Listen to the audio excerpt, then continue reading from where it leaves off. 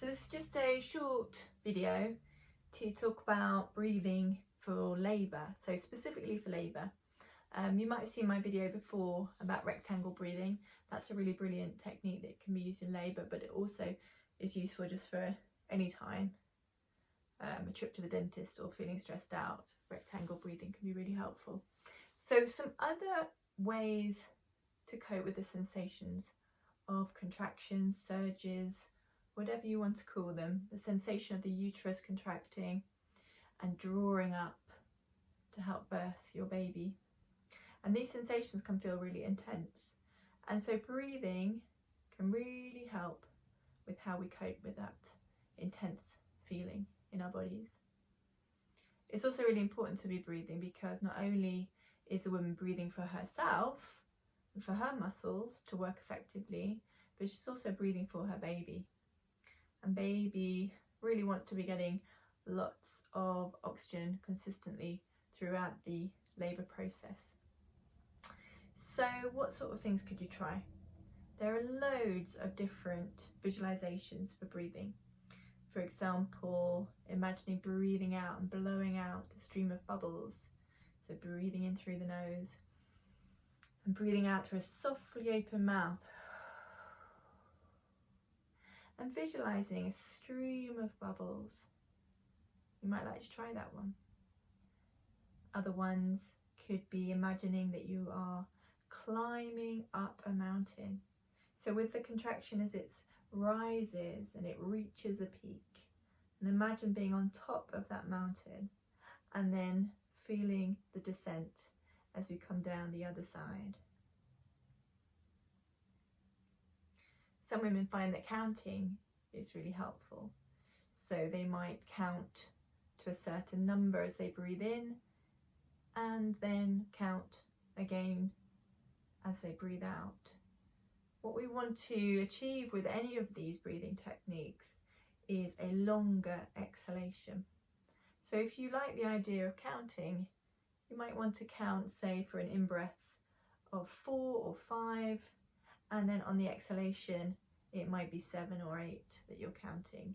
But don't worry about the numbers, it's individual to you.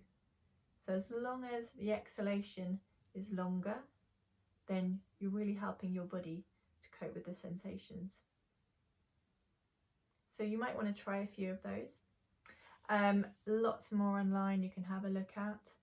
I know a woman who was telling me about visualising a rose blossoming with every surge, and that worked really well for her. Also, as we are using the breath, it's also important to be thinking about the position that the woman's in to really help her body as much as possible.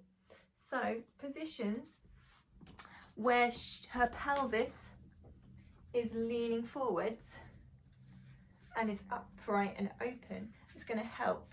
So I'm just leaning on a block here, but this could be a chair, or maybe you've got a birth ball, anything where the hips are up and back and there's lots of space through the hips and pelvis here for the sacrum to lift and make lots of room. And also baby is coming forwards, rotating round to the front of the mum's tummy, and that's going to be helping as well. Incorporating some movement, so maybe just rocking side to side.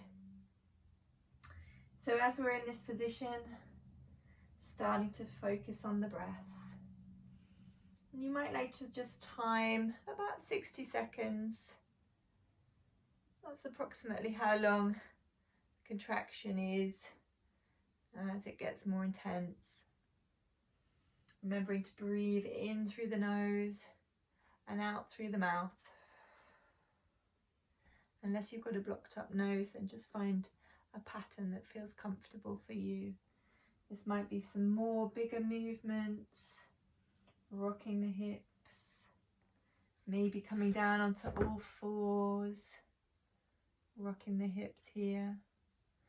Or sometimes women find taking a little lunge is helpful, so lunging backwards and forwards as they breathe.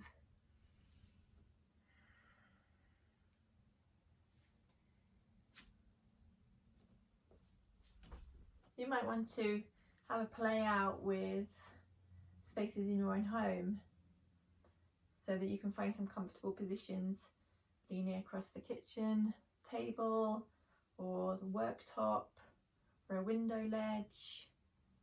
Just have a little look around your home and think about where might be places that you find comfortable to be.